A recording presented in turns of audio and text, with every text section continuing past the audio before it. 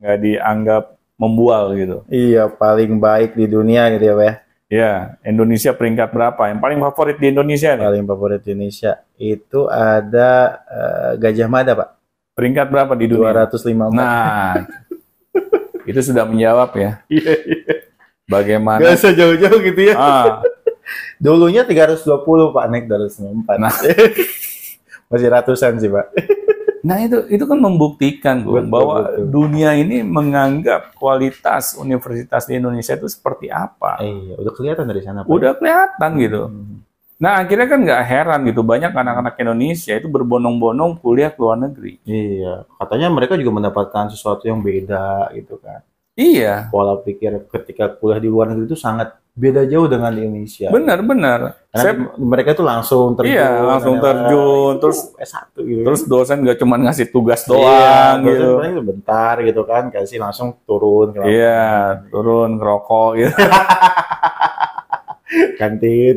Nah itu, ini Iya, yang saya benar, bingung gitu ya. Iya, iya. Seharusnya pemerintah tuh sadar Heeh. bahwa yang namanya kualitas universitas ini kita nggak bisa anggap main-main, Bung. Iya, itu karena itu akhir dari sekolah ya. Ya, karena ini kaitannya dengan sumber daya manusia di Manusia. Indonesia, Benar. kualitasnya gitu. Pendidikan gitu. Nah, jadi bayangin ya, kalau misalnya kualitas universitas di Indonesia, mutu pendidikannya itu ancur-ancuran, akhirnya bagaimana kita bisa berkompetisi dengan dunia luar gitu, sumber daya manusia kita. Iya. Pasti kita ketinggalan terus gitu.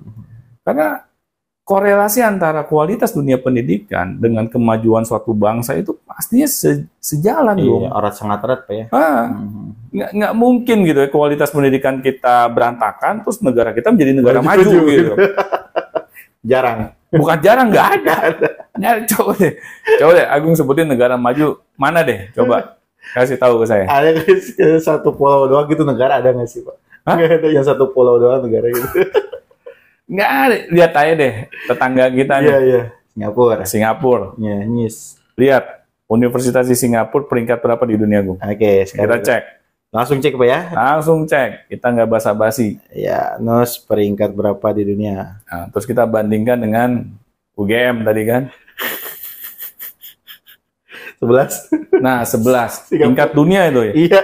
Nah, Selama 5 tahun ke 11 terus. jadi nggak heran kan kalau negara Singapura ini menjadi negara yang maju gitu. Iya, yang betul. tingkat per kapita bangsanya tuh luar biasa gitu. Iya, betul.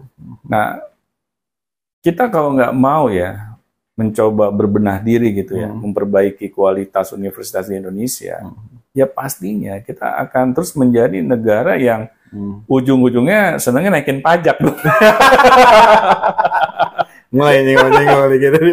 Pasti harus kita senggol. Iya, benar. Karena itu kan Nggak ada cara lain gitu ya. langkah yang paling mudah gitu. Nggak ada sisi kreatifnya sama sekali. Iya. Dan uangnya nggak entah tahu kemana lagi Pak ya. Akhirnya kan berdampak ke segala lapisan masyarakat, Bung. Betul. Ya. Nah ini yang saya bingung gitu. Kalau kita seenaknya aja ya mengurus dunia pendidikan, terutama di dunia universitas, pasti ya yang menjadi korban tuh ya anak bangsa ini, Bung. Iya.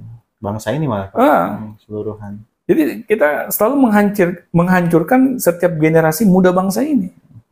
Karena mereka seperti tidak memiliki kompetensi gitu. Ketika lulus universitas, lamar kerja pasti posisinya paling bawah terus. Iya benar. Coba deh Fresh graduate. kita lihat dong dari tahun ke tahun. Bagaimana sih yang namanya tingkat pengangguran lulusan S1 deh di Indonesia. Iya, banyak banget yang lulus tapi yang nganggur banyak juga gitu. Karena mereka bisa dibilang nggak siap kerja, Bung. Udah nggak ada skill. Pernah nih suatu saat saya ngobrol ya sama salah satu perusahaan headhunter gitu. Saya tanya, kenapa sih kok di Indonesia ini kayaknya sulit banget untuk mendapatkan pekerjaan gitu? Karena bisa dilihat gitu ya banyaknya pengangguran. Terus dia bilang, bukan nggak ada lapangan pekerjaan, Pak. Tetapi nggak ada kualitas SDM yang mumpuni. Oh, berarti nggak ada yang masuk kriteria gitu. Benar. Jadi kan perusahaan juga nggak mau rugi iya, nggak mau asal gitu kan. Iya. Masa mereka nerima SDM yang mau kerja di perusahaan mereka itu asal-asalan gitu kualitasnya. Pasti kan mereka pengen yang terbaik gitu. Dan tetapi setelah mereka saring kok kebanyakan nggak sesuai gitu dengan standarnya perusahaan mereka. Akhirnya sudah, karena mereka juga nggak pengen memberikan gaji buta gitu ya kepada, akhirnya udah di reject gitu. Akhirnya mau nggak mau mereka ngebajak di perusahaan lain, ya karena mereka pengen mendapatkan kualitas SDM yang terbaik. Kan kasihan para fresh graduate di negeri ini gitu. kayak keluar sekolah aja gitu. Iya, ya makanya kan nggak heran Gong. Banyak nih lulusan universitas yang dia di bidang apa, kerjanya apa gitu, nggak nyambung gitu. Serabutan gitu. Jadinya serabutan, yang penting gue kerja dulu deh. Nah ini kan jadinya kasihan gitu. Mereka sudah mengeluarkan banyak sekali effort waktu mereka kuliah. Orang tua, membiayai kan. Tetapi seharusnya mereka dengan effort yang mereka sudah keluarkan itu, mereka mendapatkan hasil yang sesuai. Tetapi itu hanya sekedar fata morgana gitu. Nah ini Gung yang saya kasihan gitu sama bangsa ini gitu. Kalau misalnya kita nggak ada kepedulian gitu ya, terutama pemerintah ya, untuk memperbaiki kualitas universitas di negeri ini, ya sudah, ini akan menjadi bumerang gitu bagi bangsa ini Gung. Iya, hitungannya per tahun lagi Pak ya? Iya per tahun itu. Semakin lama setahun ngeluarin kualitas yang buruk, kualitas buruk terus gitu. Iya. Jadi nggak ada peningkatan gitu kan. Nah ini, ya saya juga bingung ya, pemerintah tuh kenapa tidak berusaha menseleksi gitu ya. Yang namanya universitas-universitas yang sudah ada nih saat ini. Iya, betul. Mana yang mereka serius gitu. Satu aja gitu. Benar-benar serius mengelola universitasnya gitu ya, dari segala aspek gitu ya, terutama kualitas ininya lah, pengajarannya gitu. Kenapa kalau hal ini kita main-main Gung? Akhirnya ya sudah, yang namanya lulusan dari dunia kampus itu pastinya nggak akan berkualitas, karena nggak ada yang namanya evaluasi gitu, evaluasi ke dalam. Bagaimana nih kualitas pengajaran di dunia universitas? Tapi juga jangan basa-basi juga gitu, hanya ngeliatin laporan administrasi gitu kan? Iya, lihat angket, gitu. Ngisi-ngisi angket. Biasanya mahasiswa disuruh tuh, habis ujian akhir sekolah, ujian akhir semester itu kan dikasih angket, namanya angket untuk mengisi kepuasan. Kepuasan doang. Akhirnya kalau menurut saya itu ya hanya sekedar formalitas doang. Iya, evaluasi begitu. Nggak esensi gitu.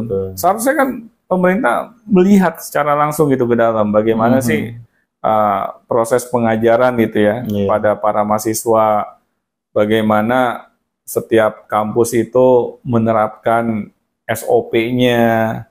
Apakah sudah sesuai dengan ketentuan yang berlaku?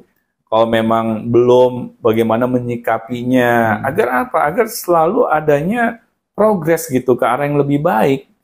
Nah, tetapi kalau hal kayak begini dibiarkan, akhirnya nggak heran gitu. Banyak orang-orang kita yang cerdas-cerdas itu mereka pindah ke luar negeri gitu. Iya, betul. Mereka nggak mau lagi kuliah di Indonesia karena sudah mereka melihat gitu di depan mata mereka sendiri banyak lulusan fresh graduate di Indonesia itu yang jadi pengangguran gitu. Karena mereka nggak bisa berkompetisi gitu ya untuk bisa masuk ke dunia kerja. Nah ini Gung, jadi pesan saya ini khususnya untuk pemerintah ya. Betul. Pemerintah kita jangan main-main gitu dalam mengurus dunia pendidikan, terutama di dunia universitas. Karena apa? Karena dunia universitas ini sangat berbeda gitu dengan dunia sekolah. Yang di dunia universitas ini kita fokusnya terhadap kompetensi gitu dari setiap lulusannya. Betul. Dan jadi kalau misalnya hal ini kita anggap tidak penting, maka jangan heran gitu ya.